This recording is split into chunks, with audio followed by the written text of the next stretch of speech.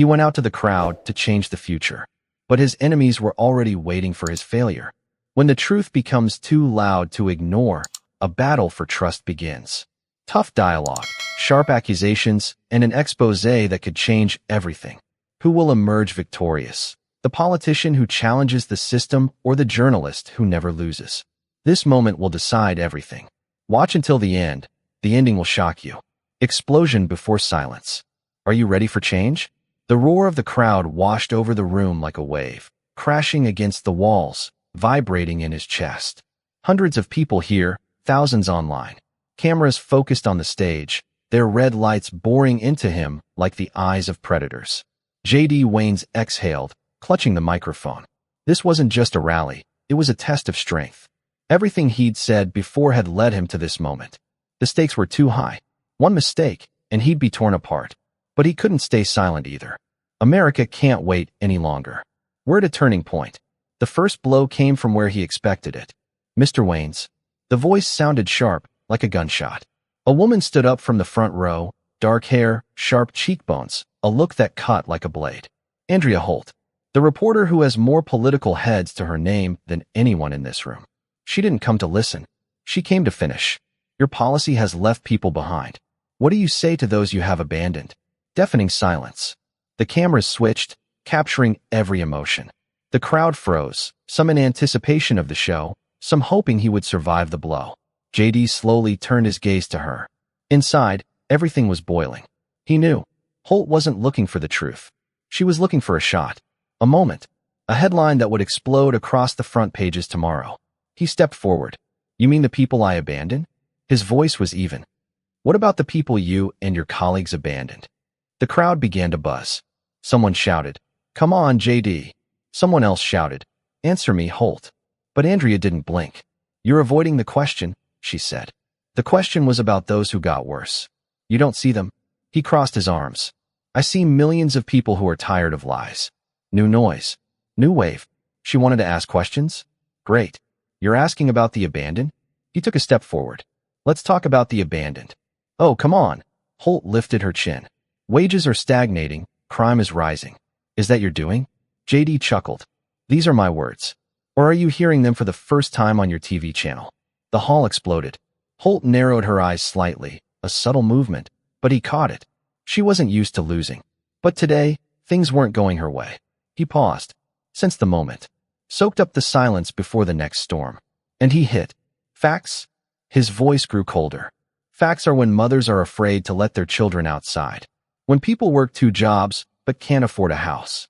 When the politicians your channel defends live in mansions while everyone else is counting pennies. He turned sharply to the crowd. These are the facts. A hubbub of voices. Someone stood up. Holt clenched her teeth. She came to watch him fall.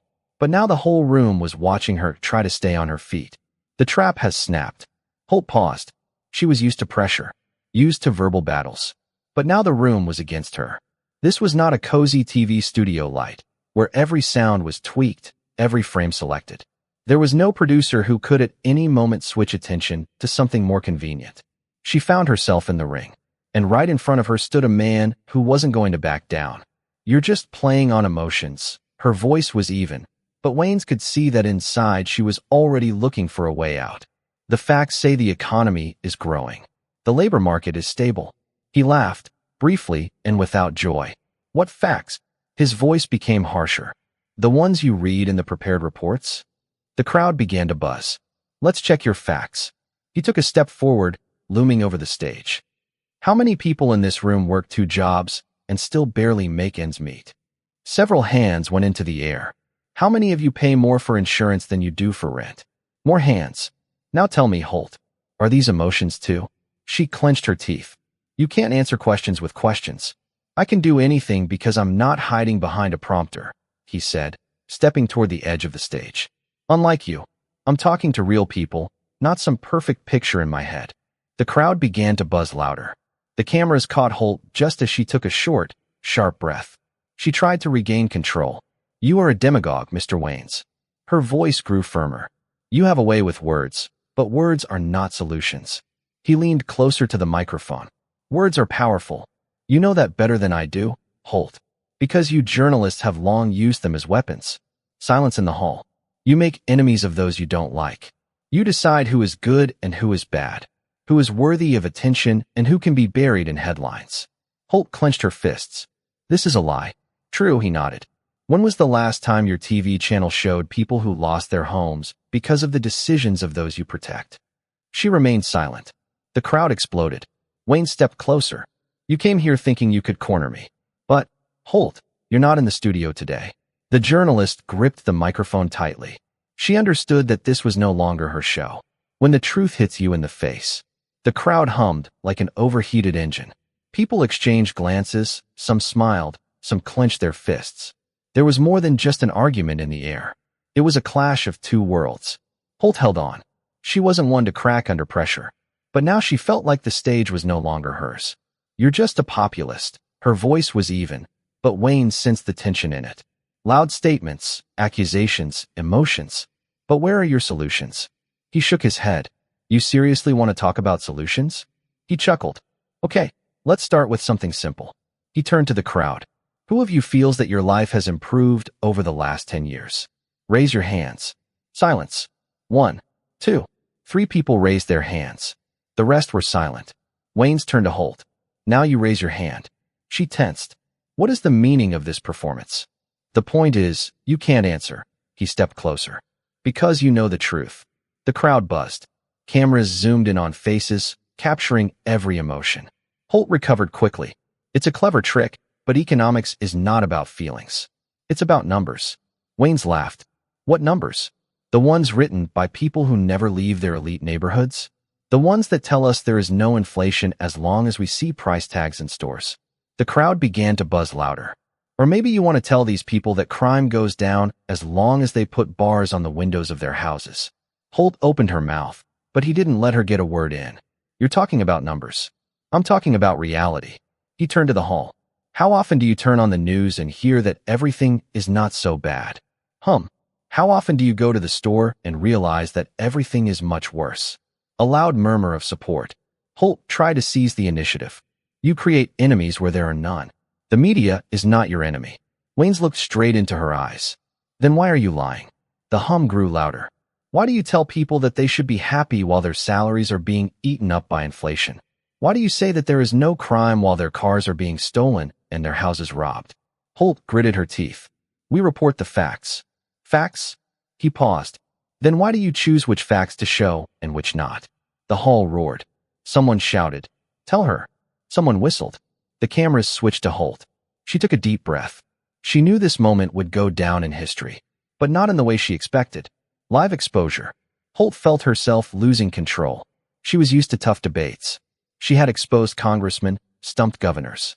But this was different. This room was not a studio. There were no comfortable chairs, no producers who could cut the air. There was no script that would work in her favor. And most importantly, Wayne's was not afraid of her questions. Mr. Wayne's, her voice was firm, but there was a steel in it that hadn't been there a moment ago. You're trying to make the media the enemy. But don't journalists give the people a voice? He laughed, briefly, without a trace of joy. What people? His eyes flashed. The ones you show in your stories? Or the ones you don't even give a word to? The room hummed, like an electrical wire ready to short-circuit. Holt squeezed the microphone. We cover events. We don't create them. Wayne stepped forward. Are you saying that the media is impartial? She straightened up. We work with facts. Really? Wayne shook his head. Then tell me. He paused. The crowd froze. Where were your cameras when workers were striking over cuts while your favorite politicians were signing deals behind closed doors? Holt frowned. Where were your cameras when families were losing their homes because the banks your channels protect were raising rates? The crowd began to make noise. Where were your reports when parents were crying over medical bills and politicians you don't touch were dining out in restaurants for hundreds of dollars? The buzz in the hall grew louder. Someone shouted, Answer. Holt straightened up. We highlight issues. We raise questions. But not the ones that are inconvenient for you. Wayne's cut her off sharply. Her face tensed. This is manipulation. No, Holt. He smiled. But there was only a cold flame in his eyes. It's the truth you're afraid to show. The crowd roared. It was an expose. Live. And there was nothing she could do about it. When the crowd chooses sides. The noise in the hall grew louder, like thunderclouds before a storm. People looked at each other, their gazes darting between the stage and the screens of their phones, where the live broadcast was taking place. Holt gripped the microphone tightly. She was not used to losing. Her reports had ruined careers. Her questions had stumped the coolest politicians. But now she was out of control. The crowd smelled blood. I know what it's like to be abandoned. Wayne's voice became quieter, but only stronger. The crowd immediately became silent. I grew up in places where politicians only come before elections. He looked at the audience. I saw factories close, jobs disappear. I know what it means to fight for the future, not just discuss it in studios. These words touched people. They recognized themselves in them. Someone shouted, "That's it." Holt felt the ground slipping out from under her feet. "Mr. Waynes," she tried to regain control. "You say the right things, but what are you proposing?" He chuckled. "What do you propose, Holt?" His voice turned icy. "You accuse, you attack, but when was the last time your channel showed real solutions?" She didn't answer. The crowd was buzzing. "You're not here to seek the truth." Waynes shook his head. "You're here to control perception, to decide who can speak and who should be silenced." The hum grew louder. People looked at her, not as a journalist, as part of the problem. Someone shouted, "We don't believe you anymore." Holt looked into the room, and for the first time in a long time she realized that she had lost. When control slips away, the crowd was no longer just an audience. It had become a judge. Holt felt it. She was used to her voice being the voice of power, that she asked questions and others twisted and turned in search of answers. But now everything had changed. Now the questions were asked to her. "Are you even listening to us?" A voice from the audience cut through the roar of the crowd. Holt blinked. "Certainly."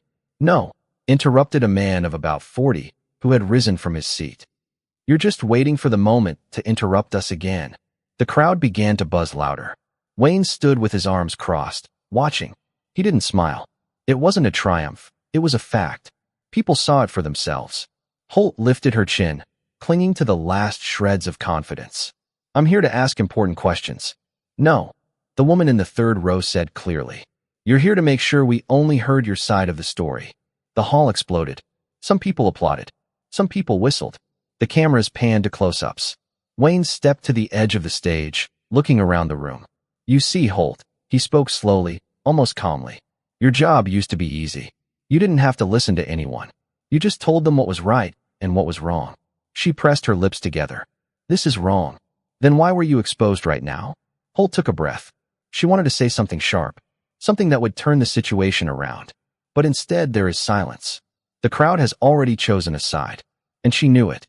The truth that cannot be silenced. The crowd roared. It wasn't just noise. It was the voice of people who no longer wanted to be silent. The cameras darted around, capturing faces, excited, tense, furious. Some were shouting words of encouragement at Wayne's. Others were looking at Holt with disapproval. She swallowed, trying to maintain her composure. "But everything has changed." "You're lying to people," shouted the man with gray temples. "And now you've been exposed." Holt turned sharply to face him. "This is demagogy." Her voice wavered, but she continued. "I am here to ask difficult questions."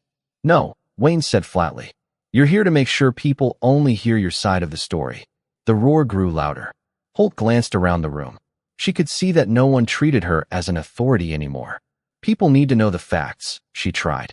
"Then why are you hiding them?" A voice from the hall interrupted her. She opened her mouth, but couldn't say anything. For the first time in her career, she had no answer. The crowd felt it. She lost. The last question that decides everything. The noise of the crowd seemed alive. It hummed, vibrated, grew like a wave about to wash over the stage. People were no longer just listening. They were demanding the truth. Cameras swept across the room, capturing faces, excited, tense, filled with determination. This was the moment when everything changed. Holt stood in the middle of this chaos, and for the first time in her life, didn't know what to say. She always controlled the discussion, always knew how to turn the conversation so that it worked in her favor. But now she had no script. Just a cold realization. Control has slipped away.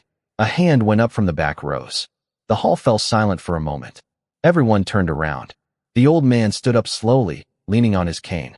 He had the stern look of a man who had seen too much. "Why should we trust you?" His voice rang out clearly, cutting through the air. Holt turned to him. But he wasn't looking at her. He was looking straight at Wayne's. There was silence. The pause lasted only a second, but it felt like an eternity. Wayne's nodded. They shouldn't. His voice was low and calm. No one should take my word for it. He held the old man's gaze. But we all have to trust the one who is responsible for his words. Even if it's me. The crowd exploded. Shouts, applause, camera flashes. Holt watched all this. But she knew that her role here was over. This was not just a rally. It was the moment that changed everything. The moment that changed everything. The crowd had made its choice. The cameras captured every look, every emotion, every word that could no longer be taken back. Andrea Holt came to expose, but found herself in the light of truth. J.D. Waynes didn't ask you to believe him. He just asked you to think about it. And now no one could ignore this question anymore. Who is telling the truth, he or they? It's up to you to decide. If this story touched you, like it, subscribe to the channel, and click the bell. There are even more revelations ahead that you can't miss.